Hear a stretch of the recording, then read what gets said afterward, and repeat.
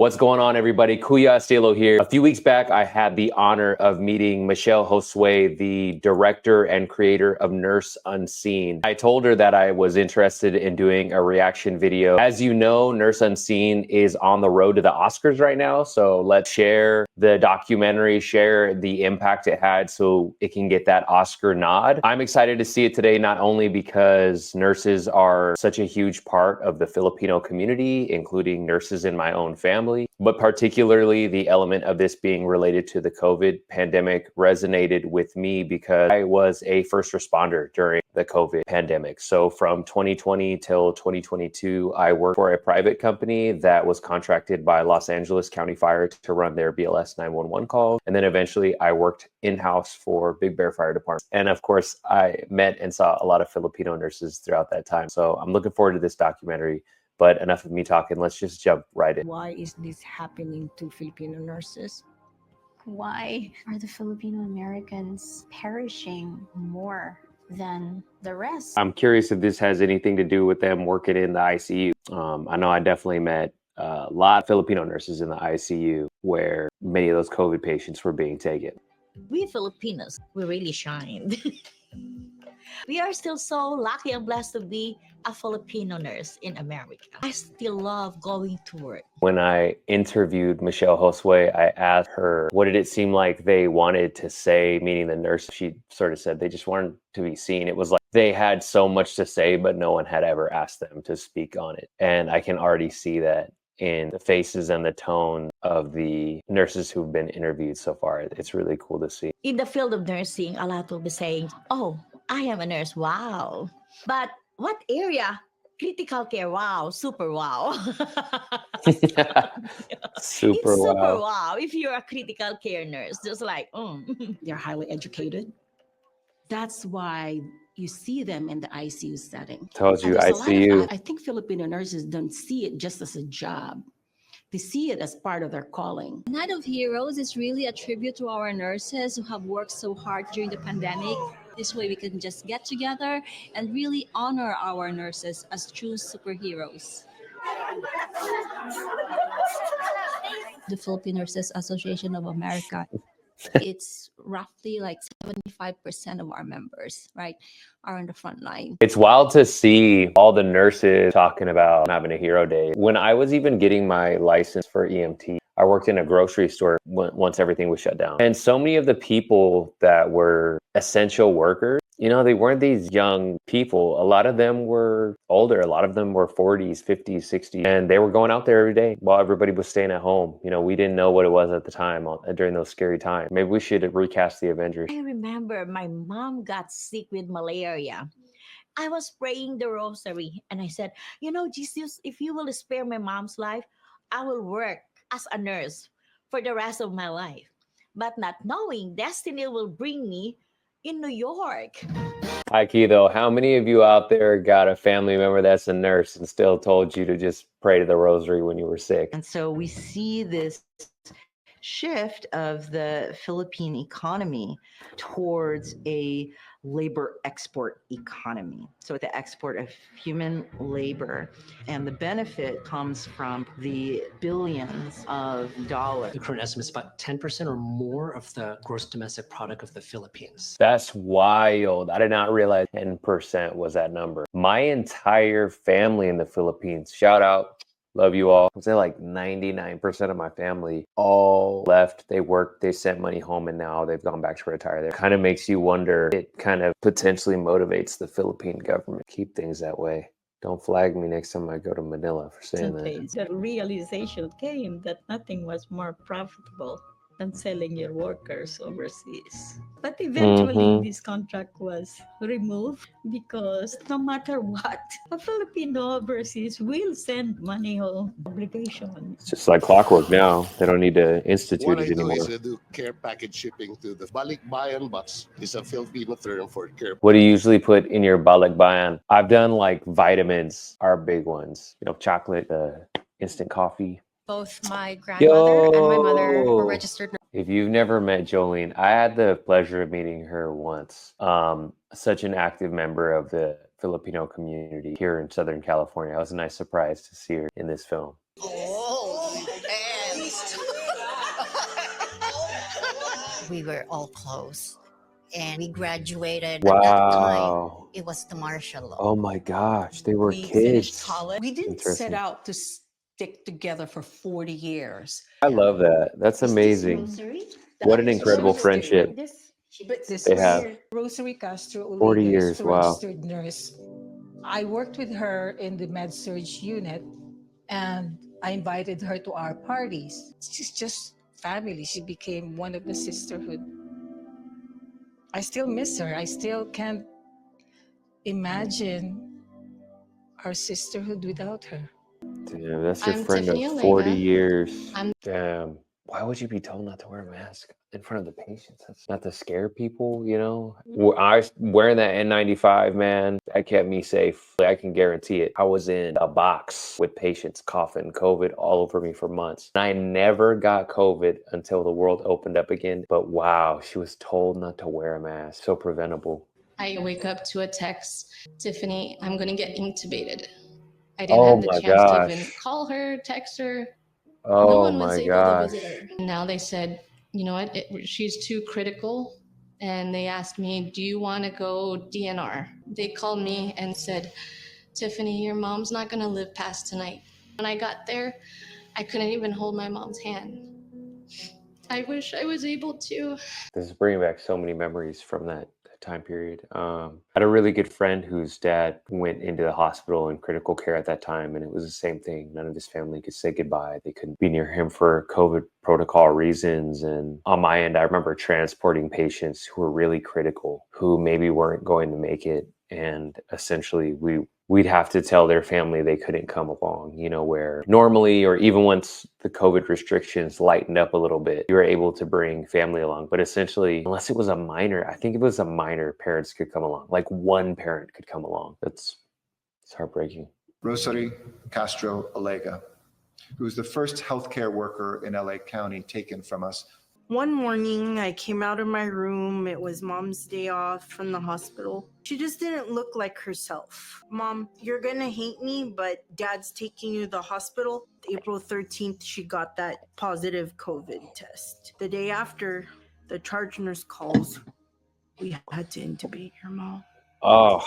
I said, is this it? Is Mom gonna die? That first winter of COVID, the early on COVID, the cases that I would transport were so intense, just like that. And there were so many times we transported people that there was no reason for us or for their families to think that things were going to take a turn like that so quickly.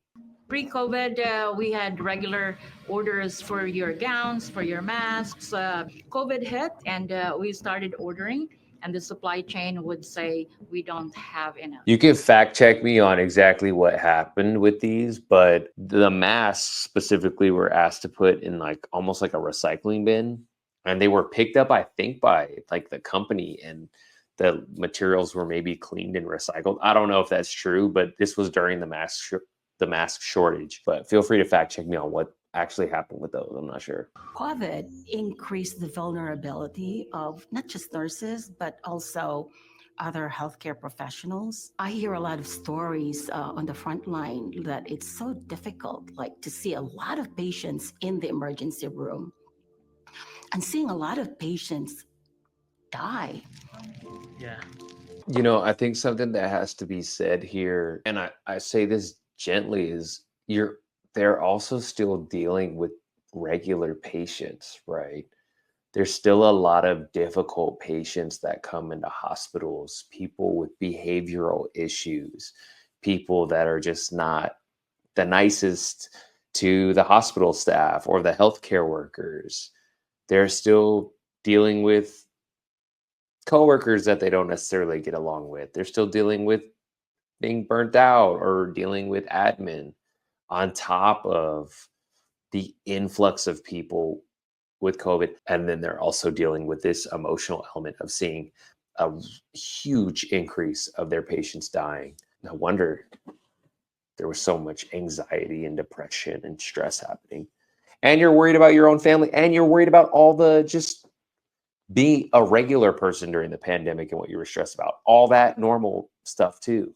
working in intensive care units or ICUs, working in emergency rooms, thereby increasing their contact and exposure to the disease. When they're talking about anxiety and exposure and all that stuff, I want you to remember what it felt like to be somebody that didn't have to touch sick people and how freaked out you were by just surfaces around you or getting close to another human. You remember you would like hold your breath walking by someone in the street. And then now imagine all these healthcare workers who are literally having to like handle people's bodies, sick people's bodies all the time, or interact with your coworker that was just with a COVID patient. Going back to the whole anxiety and fear thing, it was also just scary to have to engage with people and be exposed like that in general. COVID-19 was a real demonstration that Filipino American healthcare workers were putting their lives literally on the line to provide for their families. I feel like being Filipino, we're expected to know about everybody else, but no one is ever expected to learn about us. That right there.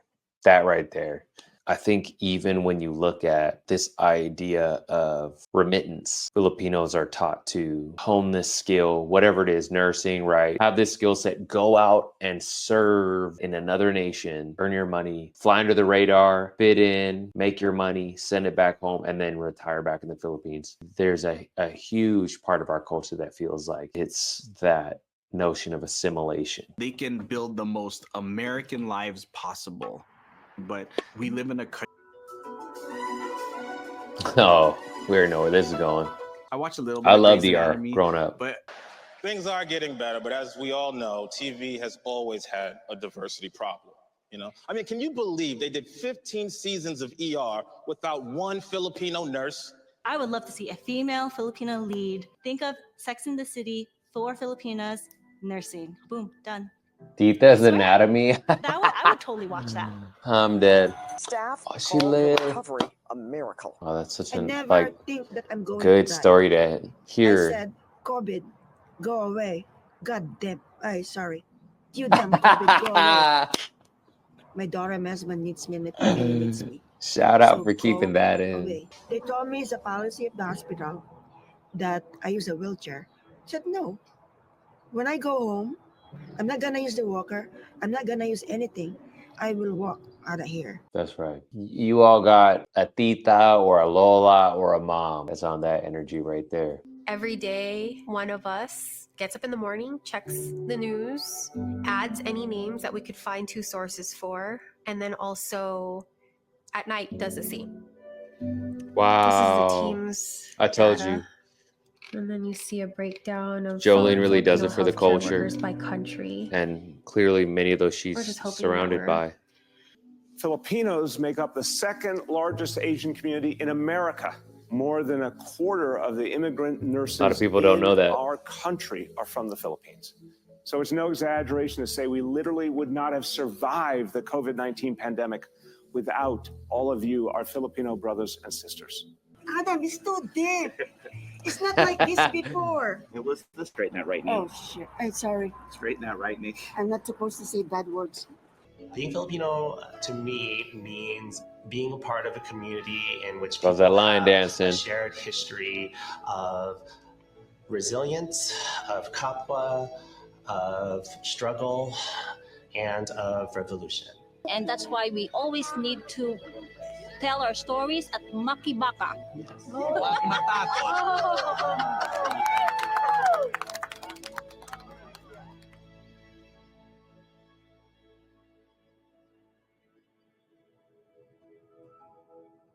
Kind of collect my thoughts there for a second on this one. There is something about watching a documentary like this, and you see so many of the people that you know personally reflected in these individuals who aren't characters, they're real people, right? And you see these moms, these titas, these lolas, and they remind me so much of many of my family members that it felt all that more personal to watch this. And it does sadden me a bit that that pandemic was so horrible. It was this world altering event. And yet healthcare workers, particularly those that passed away, who continued to serve on the front lines of medicine while a lot of people just stayed at home. There really isn't a lot out there that we honor them with, right? There's not a national day that we honor them with. There's really nothing. The pandemic kind of fizzled out, and there was sort of this collective amnesia around what they had done. And this film is such an important reminder of what was sacrificed during that time, and particularly framing it up with the racial inequalities in history behind why Filipinos are nurses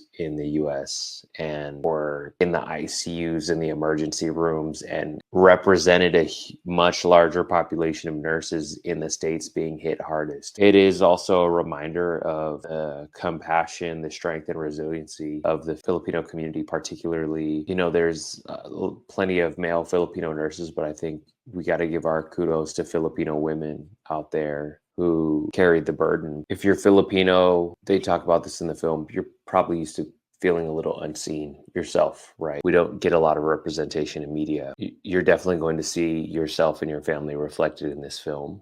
If you're not Filipino, go see it so you can learn about our community. Incredible film. I'm a little somber right now because it was a lot to process there at the end, but I really would encourage you all to see it. If you have seen it and you enjoyed it, get the word out. I'm really hoping it gets the Oscar nod. It definitely deserves it. And the people whose stories were told in this deserve that kind of recognition, and our healthcare workers deserve that kind of recognition. Love y'all. Thank you so much to Michelle Josue for sharing this with me, allowing me to do a reaction video. Congratulations on an incredible movie and documentary. I'll be rooting for you the whole way. How can we end this without saying thank you so much to all the frontline healthcare workers out there today during the pandemic, the ones who built the foundation for decades before that, and a very special thank you to the Filipinos out there doing all that good work right now. We love y'all the most. Go see Nurse Unseen.